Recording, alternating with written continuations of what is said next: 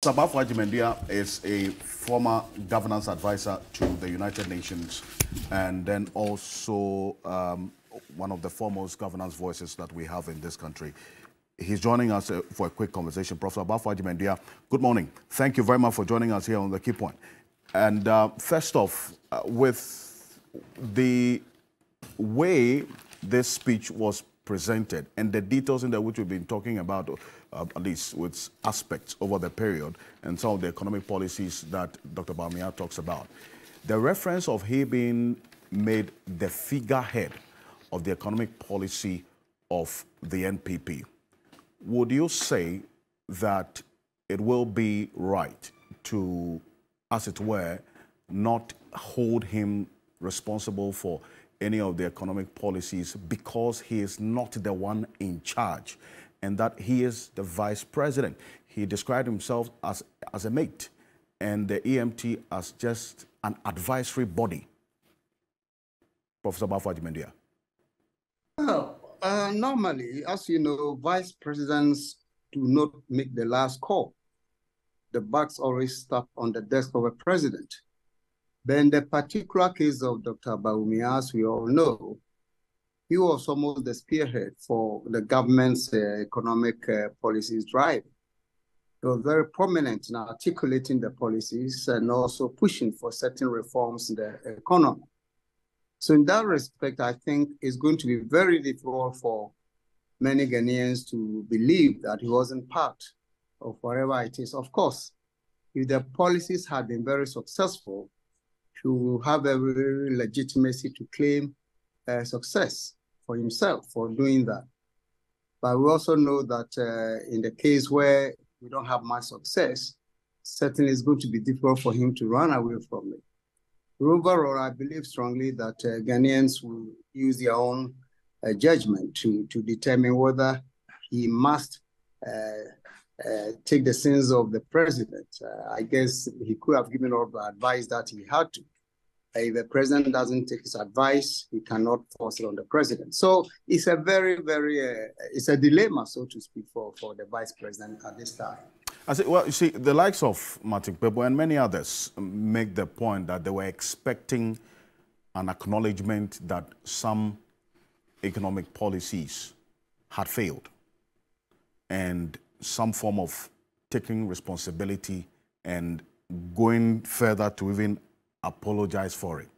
Well, that didn't happen. Did that take away anything from the speech, from where you sit as a governance expert? Yes, personally, I wish that the vice president had acknowledged certain setbacks in the economic policies of this government. After all, as I said, was a prominent voice in pushing these policies. And therefore, I think he would have shown more leadership, so to speak, if he had admitted that, look, these were policies we perceived at the time to be good, but for all kinds of reasons, there have been some setbacks. And that's the more reason why today he's wiser and therefore is going to pursue a different path. I think that would have set the tone for him to set his own path. Because certainly for 7 years, going to 8, working so closely with policies that most Ghanaians think has been failed policies, is going to be difficult for him. But you know, he's in a very tight situation. On one hand, as I said, it not be fair to blame him for all the iniquities of this government. On the other hand, because he was the public face of most of these policies, at least the first 5 years, I should say, because over the past 3 or so years, it's clear that he seemed to have walked away a bit from that frontal position on the economy, leaving things to the finance ministry and other economic advisors of the president. So I think he cleverly started walking away about 3 years ago. Whether he has succeeded in pressing Ghanaians that in fact he did walk away, or in fact he challenged certain policies, he objected to certain, especially with regard to the recent introduction of taxes that a lot of people are very upset about. If there are clear indications that in fact he was supposed to, that would be a way for him to redeem himself from what most Ghanaians think he was part of. I see. You talk about the taxes that Ghanaians have been complaining about. The emissions tax, the VAT on electricity, which has been suspended after Labour threatened this nationwide demonstration, the betting tax as well, there's been complaints about it, and the e-levy. He talks about abolishing all of this. In fact, this was the first time I was talking about the e-levy after they started for you. Frankly, it's a real challenge for him and the government. In fact, I'm aware of a certain statement by the incumbent president calling on his own people, his party people, not to walk away from his achievements. In other words, he believes strongly that the success of their campaign, upcoming campaign, will depend on how they're able to project the achievements of his government. But you see, a lot of people in his own government don't seem to share this kind of view, because lately some prominent members of his own party have been talking about, taking positions against certain policies, including the recent, some of the recent taxes that has been imposed. So in that respect, it's going to be difficult for the vice president. But you see, all is not lost for him. I think he has a real task, maybe a Herculean task, to convince Ghanaians that he's a different person. And that, even though he may have supported the e-levy, or perhaps he may have opposed it without telling the public, I think he has a duty to be clean on this matter with Ghanaians by simply telling us what it was, even if he was part of it. But in retrospect, he takes that as a mistake. There's nothing wrong with that. Look, we are all human beings. We all make mistakes. And governments across the world, they make policies that backfire. So for me, that would not be strange. So I think his real test of his own integrity by coming clean to say, look, sure, at that time we thought this policy would have helped us to get our problem resolved. But now it's not a policy that we think we need to pursue. There's nothing wrong with changing course in policy direction. So it depends on how he presents it and how he is able to convince Ghanaians. So I do not underestimate the Herculean task he has in convincing Ghanaians of these things. But all the same, I think he's quite a very articulate politician. So he must have a way of articulating these new directions to make Ghanaians believe that, yes, we have a new person, and that indeed he was made to a driver, as he said, even though vice presidents are not necessarily mates, because if the driver travels abroad, he's the one who acts substantively as a president according to the Constitution. Nonetheless, I will keep saying that the buck stops on the desk of a president. And therefore, Dr. Bawumia has a real task in convincing Ghanaians that he's going to tread a new path. And if you listen to his speech, certainly there are some very interesting reversals of some old ways of his government. And I think those are the areas that he needs to highlight and convince people. Also, another challenge I see with him is that over the years, there's a strong impression among Ghanaians that he has said so many things that didn't come to pass. And therefore, how do we believe what he's saying now? Again, you see this, why in politics? I know it's difficult for politicians to maintain a certain path all the time, to be clean all the time. But when you are still in the game, it's easier for people to go back to the records and throw at you what you have said previously. And that is going to be a challenge, not only for him, but also for his main competitor, because both have been in government, and we all know what they had indicated, whether they were when they were in the opposition or when they were in government. And that, for me, is a tragedy for Ghanaians, because now we are compelled to make a choice between two parties that traditionally has not been square with Ghanaians on many issues. So just that these are the two main choices we have. So I guess we have to choose the lesser evil in this case, unfortunately. Well, that bit that you talk about, you made reference to the economic management team, that statement that Dr. Mahmoud Bawumia made during that speech. And I want us to play that video because of the reference that you made to it. and ask you what was said previously, the economic management team and its functions. Dr. Bawumia on that. Let's take a listen.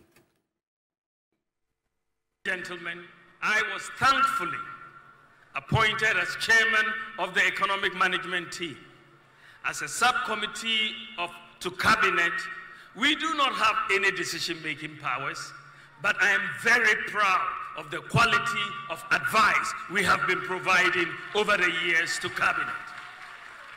As vice president, I was asked by the president to assist in solving some of the problems that were inhibiting the transformation of Ghana's economy.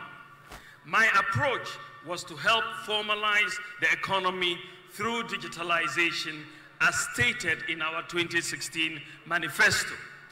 This is why my office has had oversight responsibility for many of the government's digitalization projects.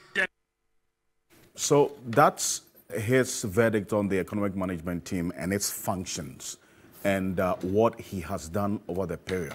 But there's always reference made to Prof Agyemang Duah. Those 170 questions, for instance, that were asked of the late Mr. Arthur, and whether or not at that time the EMT's functions were different from what we're talking about now, because a number of the questions bordered on the direct management of the economy and the state of the economy at the time. This positions taking then and now, from the governance perspective, what do you say about that? But what can I say? Ghanaians will say it's politics. You remember towards the last years of President Kufuor, you remember the kinds of accusations, allegations tabled against him. Do you remember? Somebody even said that he took a helicopter to the Obuasi mines and loaded the helicopter with gold bars and flew it out of the country. Somebody said it publicly on many occasions. Yet when the tables turned and this person was in parliament to testify for his own job, he said, oh, that was politics. I didn't mean it. And this is true with all the politicians we have had. When they are in opposition, they are prepared to say anything they want in order to win elections. When they are in power, they perpetrate certain lies to Ghanaians, and they find it difficult to really be level of Ghanaians, I should say. So it's not something that surprises me. But for me, that is the tragedy of our politics. And that's why I said earlier that we are forced to make some choices here. Whether a new person will emerge that can capture the imagination of Ghanaians to shift their allegiances to such a force, I do not know. But as it stands now, these are the two choices we have. So if he has said something in opposition, or he has said something when he was chairman of the EMT, and now he's trying to tread a new path, the challenge always will be what you said yesterday. If Ghanaians were to hold against politicians what they've said in the past, then I'm not sure any of our politicians would be worthy of my vote and your vote. Frankly speaking, if we have to go back to see what they've said previously, and whether they are truly going to change, as they are promising Ghanaians that now I'm going to do ABCD, unlike yesterday. If they are truthful, I cannot tell, because the history of their politics do not convince me that they can. But look, this is what we have. So yes, I think for most Ghanaians, including myself, we find it difficult to maybe even believe what Dr. Bawumia have said. But as some people have said, maybe he needs his own chance to prove himself. After all, as he said, he was a driver's mate.